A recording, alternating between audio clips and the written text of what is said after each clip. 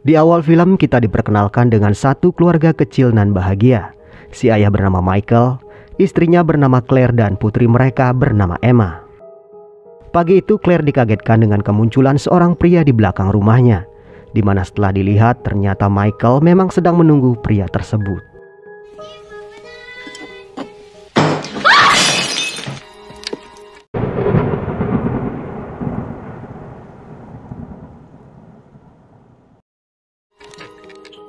Pria yang bernama Solomon itu dikirim oleh yayasan orang berkebutuhan khusus karena Michael memang sengaja ingin merekrut orang semacam Solomon sebagai tukang kebun di rumahnya. Solomon, right? I'm Claire. Yeah. Setelah menjelaskan apa yang harus ia kerjakan, siang itu Claire memeriksakan kandungannya di sebuah klinik tanpa ditemani Michael. Tak lama menunggu, Claire pun diminta ke ruangan pemeriksaan. Seorang dokter yang bernama Dr. Victor Mott kemudian masuk, di mana tak lama si suster yang menerima telepon kemudian meninggalkannya bersama si Claire. Awalnya si dokter terlihat profesional, tapi lama-kelamaan Claire mulai merasa aneh karena ia merasa si dokter menikmati apa yang ia kerjakan.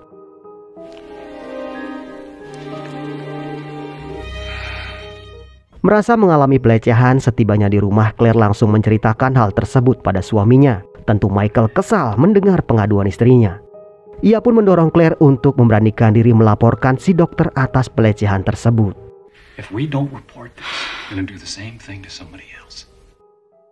Beberapa hari kemudian tersiar berita pelaporan Claire atas si dokter. Tak cuma Claire, ternyata 4 pasien lain juga ikut melaporkan aksi si dokter. Dr. Mott yang sempat menonton berita tersebut rupanya benar-benar merasa telah kehilangan segalanya. Dan tanpa pikir panjang, ia pun menembak dirinya sendiri.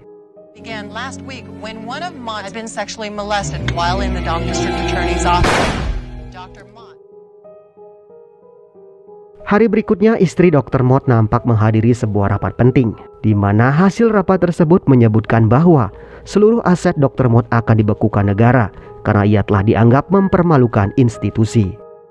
Nyonya Mott meninggalkan rapat dengan perasaan kecewa. Ia pun jatuh pingsan dan benturan di perutnya membuatnya harus kehilangan bayinya karena keguguran.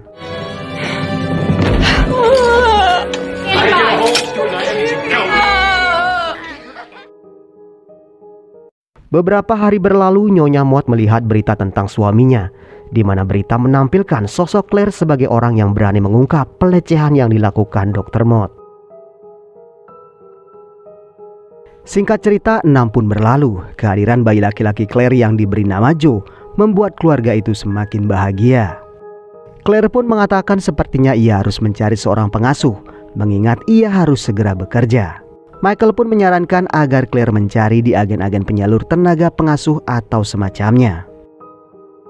Hari berikutnya setelah mengantar Emma ke bus sekolah, seorang wanita bernama Peyton menanyakan kediaman Claire. Tentu saja Claire mengatakan kalau ia bersama orang yang tepat.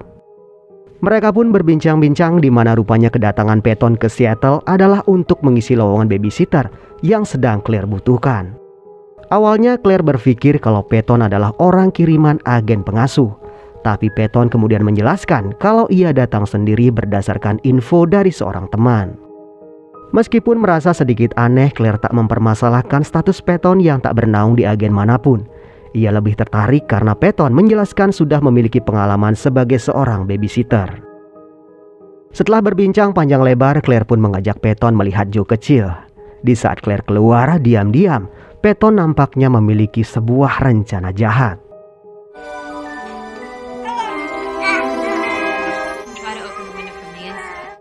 Tak lama Claire datang dan memperkenalkan Solomon. Tapi tak sengaja Solomon mengotori kemeja Peyton yang membuatnya sangatlah kesal.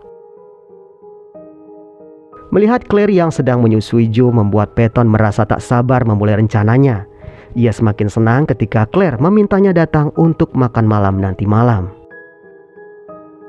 Di sore harinya Peyton memenuhi undangan tersebut. Disitulah ia sempat berkenalan dengan Michael.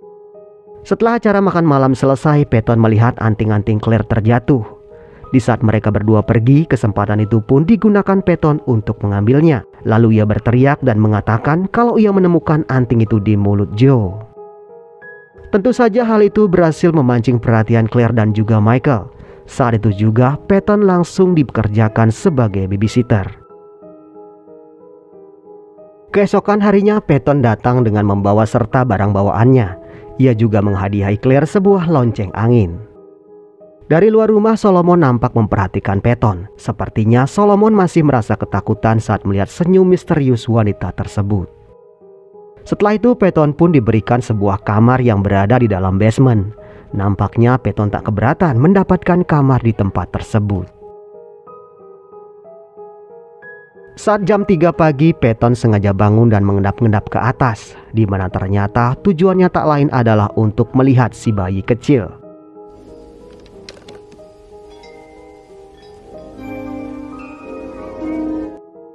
Nampak wajah Peyton bersinar saat melihat bayi tersebut. Tanpa membuang waktu, kesempatan itu pun ia gunakan untuk menyusui si Joe.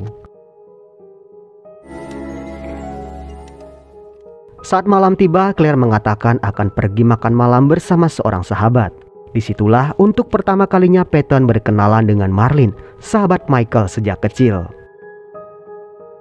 Setelah mereka semua pergi, Peyton mulai mengambil alih posisi Claire. Ia mengajak Emma menonton film horor di kamarnya. Tentu hal itu membuat Emma sangat senang, karena selama ini ia sangat dilarang menonton film semacam itu. Dan setelah menidurkan Emma, kembali Peyton naik ke atas. Dengan niat tak lain adalah untuk menyusui si Joe. Keesokan harinya Peyton membawa Joe berjalan-jalan di taman. Seorang wanita kemudian menghampiri Peyton dan mengatakan kalau Joe sangat mirip dengan Peyton. Hal itu membuat hati Peyton semakin berbunga-bunga. Peyton juga mengatakan kalau ia punya satu anak lain bernama Emma. Do you have any other children? As a sister, her name's Emma. Saat kembali ke rumah, Peyton lagi-lagi menyusui si Joe. Tapi kali ini aksinya tersebut ketahuan oleh Solomon yang saat itu ingin mengecat atap. Peyton buru-buru menghampiri Solomon. Ia mengatakan jika Solomon berani buka mulut, ia tak akan segan-segan berlaku dengan kasar. I won't let you hurt them. They're my friends. Saat Solomon ingin pergi, Michael memanggilnya. Tentu saja Solomon merasa kalau ia akan dipecat. Tapi rupanya Michael menghadiahkan Solomon sepeda baru. Hal itu membuat Solomon sangat bahagia. Tak jauh dari sana, Peyton yang melihat hal tersebut mulai merasa Solomon dapat mengancam keberadaannya. Ia pun mulai meracuni otak Claire dan mengatakan kalau ia kerap melihat Solomon menyentuh Emma dengan cara yang kurang pantas.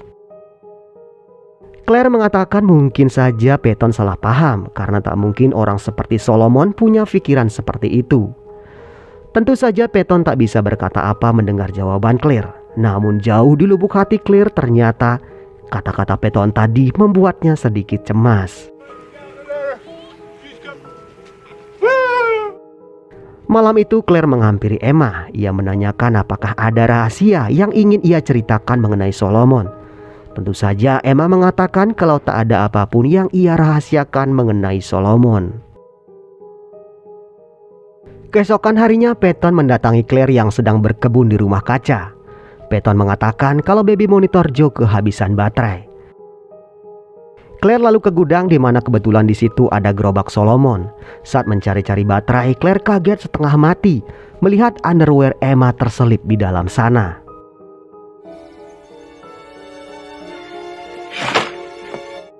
Sontak Claire marah besar. Tentu saja hal itu membuat Solomon bingung. Tapi melihat Peyton ada di sana membuat Solomon mengerti itu ulah siapa. Hari itu juga Solomon dikembalikan ke pihak yayasan. Emma yang menyaksikan kepergian Solomon benar-benar merasa kesal karena ia pikir ibunya lah yang telah mengusir Solomon.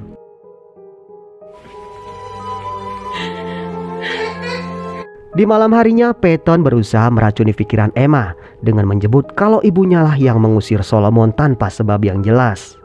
Emma pun sempat terpengaruh dan mengatakan kalau kini ia sangat membenci ibunya.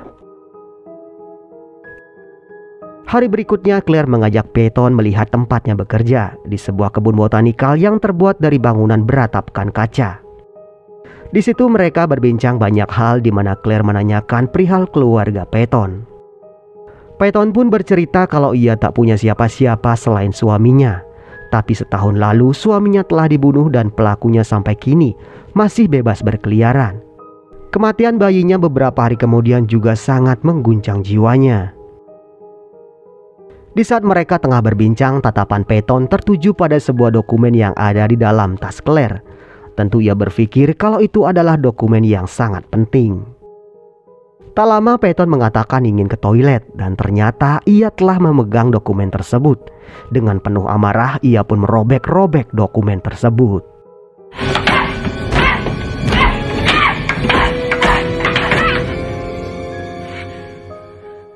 Beberapa saat kemudian mereka menuju ke kantor pos, di mana Claire nampak panik karena tak menemukan dokumen suaminya. Hal itu rupanya membuat asma Claire kumat. Tak punya pilihan lain, ia pun harus kembali ke mobil. Claire pun menceritakan dokumen Michael yang hilang. Ia merasa aneh karena ia yakin sekali telah memasukkannya ke dalam tas. Peyton pura-pura tak mengerti apa yang terjadi, dan dari situ juga ia mulai mengetahui kalau Claire ternyata mengidap asma.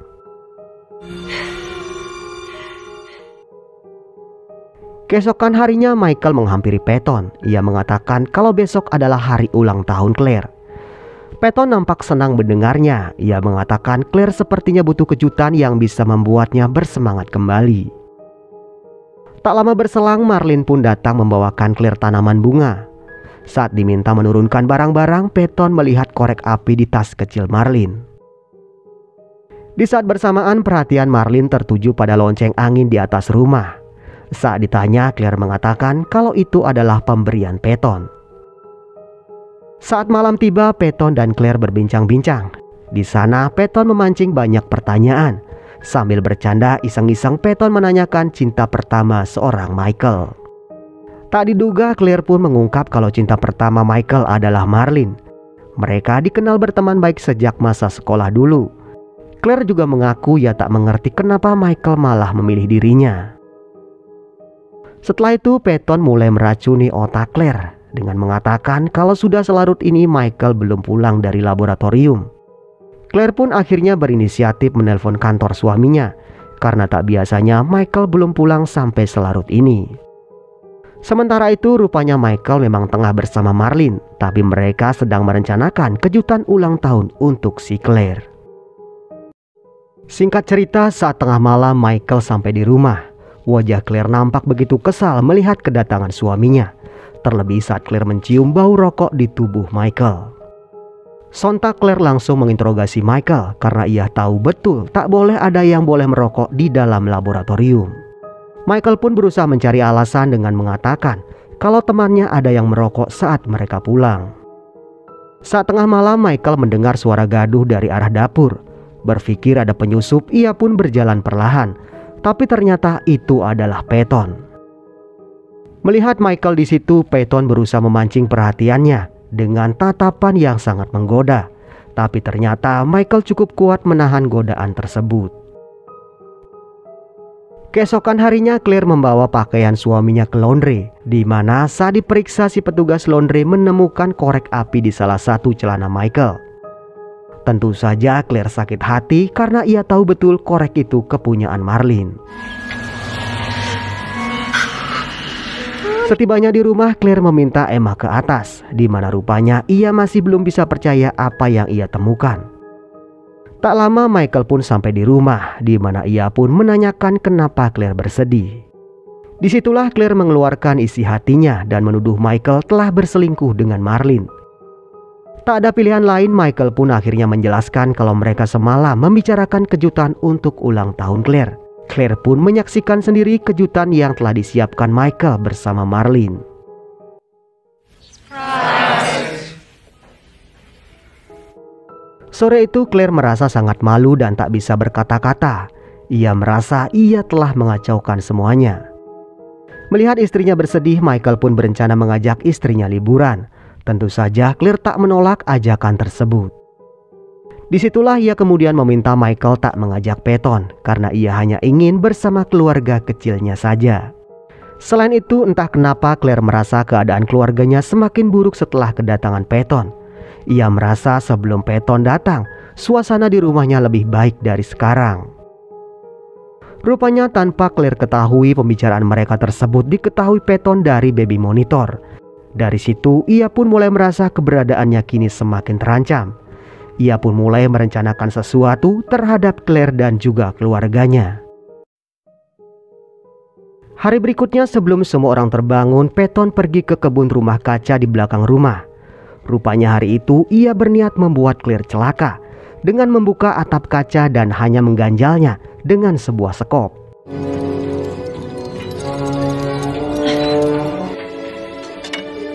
Namun setelah matahari meninggi, Claire mengatakan akan pergi membeli bibit tanaman. Tentu hal itu membuat Peyton sedikit kecewa. Di tempat berbeda, Marlene yang memiliki bisnis properti melihat sesuatu yang aneh di salah satu aset propertinya. Ia melihat sebuah lonceng angin yang sangat tak asing baginya. Karena penasaran, ia pun pergi ke perpustakaan untuk mencari informasi terkait rumah yang ternyata pemiliknya adalah seorang dokter yang bernama Dr. Mott, di mana kemudian salah satu artikel memperlihatkan seorang wanita yang tak lain adalah si Peyton. Merasa Peyton memiliki niat jahat pada keluarga Claire, Marlene berusaha menghubungi Claire. Sialnya panggilan tersebut dijawab oleh Peyton sendiri dan mengatakan kalau Claire tak ada di rumah. Setibanya di rumah Claire, Marlene langsung membongkar kedok Peyton yang sebenarnya adalah janda dari Dr. Mott. Tentu saja Peyton kaget dan memohon agar Marlene tak membongkar rahasia tersebut. Saat ditanya kembali, Peyton mengatakan kalau Claire ada di rumah kaca. Marlene pun ke sana tanpa merasakan firasat apapun.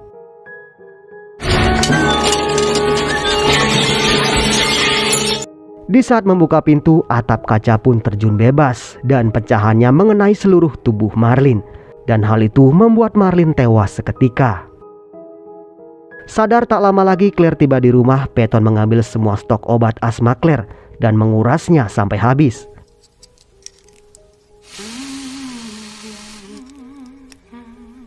Setelah itu ia pun pergi membawa Joe jalan-jalan ke taman.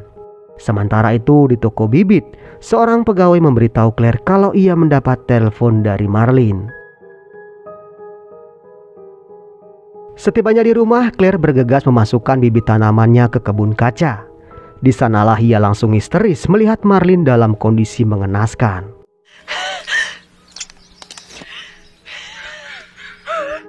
Saat mencoba menghubungi 911, serangan asmanya tiba-tiba saja kambuh.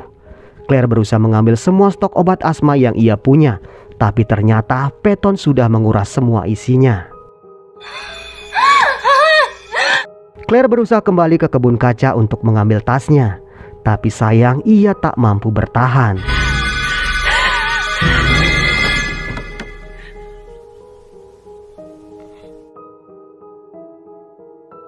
Tak lama petugas 911 dan para medis tiba di lokasi. Tentu saja Peyton berpura-pura histeris melihat kejadian tersebut.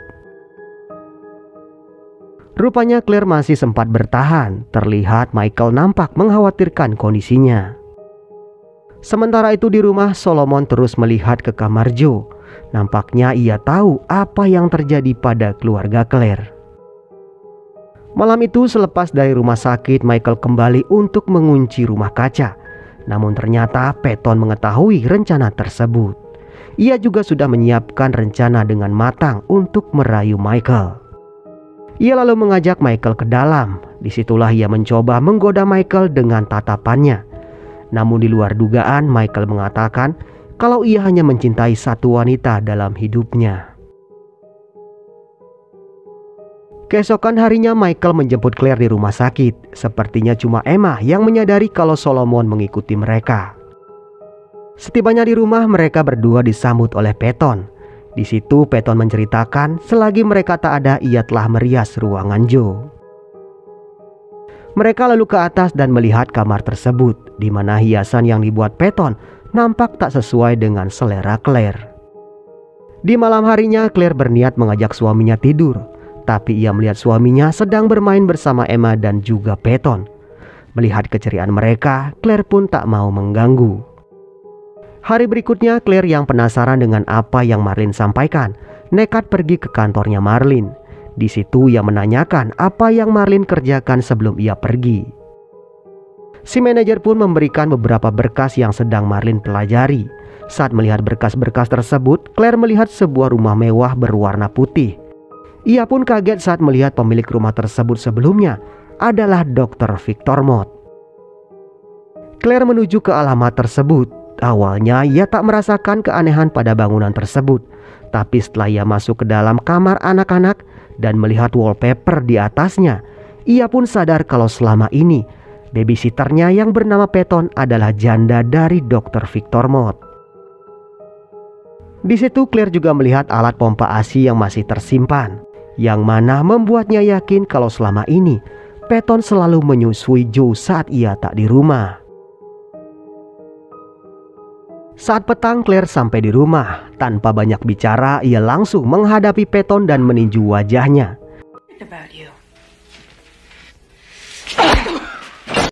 Saat Michael kebingungan, Claire menjelaskan kalau Peyton tak lain adalah janda dari Victor Mott. Saat itu juga Peyton diusir dari rumah tanpa diizinkan membawa satupun barangnya. Michael pun berjanji akan mengirimkan semua barang-barangnya nanti.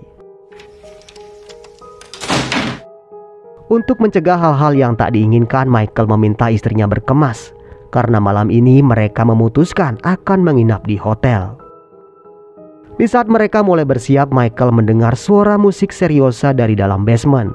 Dengan perlahan ia pun menuju basement, di mana ternyata tak ada siapapun di ruangan tersebut.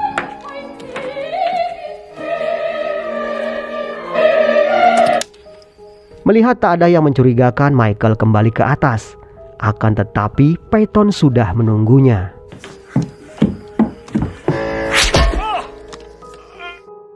Mendengar suara teriakan suaminya, Claire pun tersentak. Setelah meminta Emma mengunci pintu, ia pun menyusul Michael ke basement.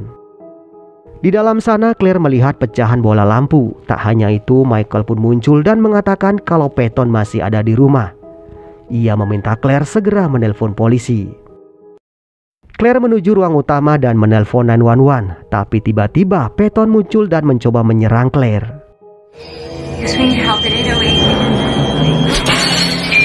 Alhasil Claire pun sampai tak sadarkan diri. Peyton lalu mencari Emma dan memintanya mengatakan di mana Joe berada. Dengan ketakutan, Emma pun menunjuk ke kamar adiknya. Peyton melangkah ke kamar, namun ternyata di ranjang Joe sudah kosong.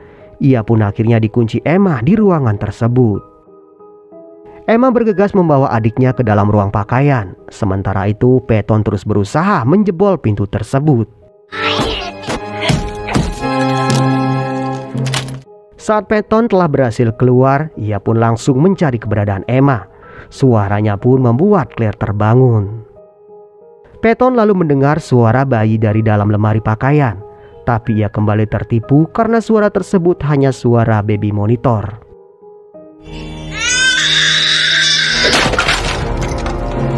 Akhirnya kembali Peyton mendengar suara tangisan Joe. Ia pun buru-buru naik ke loteng. Setibanya di sana, ia kaget melihat Solomon yang berusaha mengeluarkan Emma. Solomon buru-buru mengambil Joe dan menghadang Peyton. Di saat yang sama, Claire kemudian muncul. Ia mengatakan kalau Peyton tak akan pernah berhasil merebut keluarganya. Perkelahian dua wanita itu pun kembali dimenangkan Peyton. Di saat yang sama, asma Claire tiba-tiba saja kambuh. Hal itu membuat Peyton merasa menang. Namun tanpa Peyton sadari, itu hanya siasat Claire. Claire lalu mendorong Peyton dan berhasil membantingnya ke lantai. Tapi Peyton masih berhasil membalikan keadaan.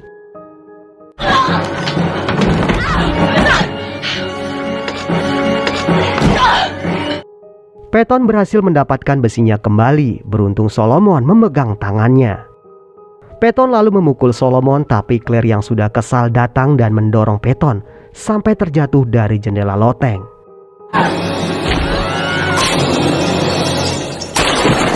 Alhasil Peyton pun tewas di tempat. Malam itu juga Claire mengucapkan terima kasih pada Solomon. Hari itu juga Solomon diminta kembali bekerja. Film pun berakhir dengan bahagia. Keluarga Claire mendapatkan kebahagiaan mereka kembali.